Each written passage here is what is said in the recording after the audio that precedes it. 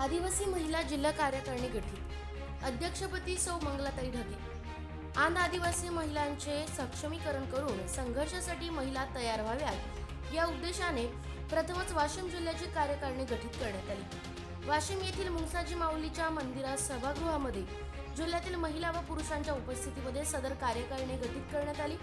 या कार्यक्रमाच्या अध्यक्षस्थानी कमलाताई विठ्ठलराव पवार ह्या होत्या, तर प्रमुख उपस्थितीमध्ये नलिनीताई बोके, मंगलाताई कैलासराव ढगे, शकुंतलाताई ससाने ह्या होत्या। सर्वप्रथम माऊली मुंगसाजी महाराजांच्या मूर्तीचे पूजन सर्व मान्यवरांच्या हस्ते करण्यात आले।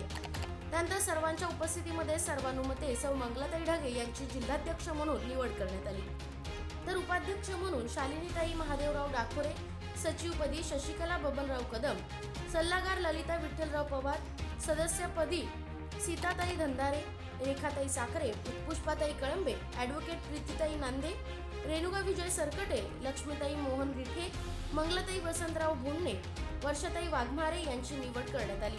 नंतर उपस्थितांना सौ मंगलाताई ढगे, गायत्रीताई डॉक्टर MB डाखोरे, आनंद खुडे, किसनराव करवते, शिवाजीराव पोटे, कैलासराव ढगे यांनी महिलांचे सक्षमीकरण तसेच संघर्षासाठी कोणती पावले उचलावी याबाबत मार्गदर्शन केले। या प्रसंगी जिल्ह्यातील बहुसंख्य महिलांची उपस्थिती होती।